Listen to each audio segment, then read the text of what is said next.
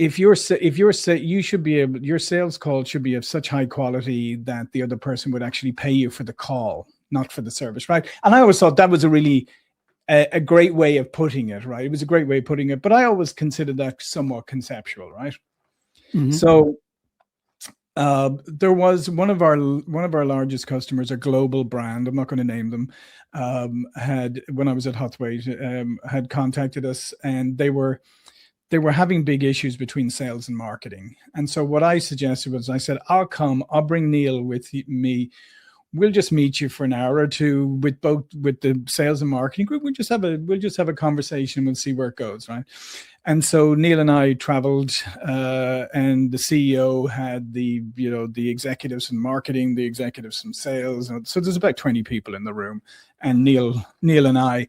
And so we go through this process, and we kick off the call, and immediately it just descends into, your fault. No, it's your fault. No, it's your fault. Your leads suck. No, you can't sell. Sure. And this kind of stuff. And so we pretty quickly, the issue was there, right, for the CEO to see, right? So complete misalignment, distrust, etc.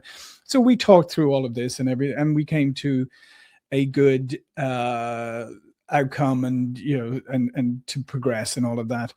And then at the end of the meeting, I just had a thought for a second. I thought, I'm going to do an exercise here where I'm going to test the thesis, right? So I just looked at Neil and I said, Neil, I'm just going to test something that you say all the time. And he was kind of looking at me going, what are you doing? And I turned to the CEO in front of everybody. I turned to the CEO and I said, has this been a valuable exercise for you today? And he was saying, oh yeah, very valuable. This is great, and everything. And I said, okay. I said, if we sent you an invoice for this meeting, would you pay it? Just for the meeting?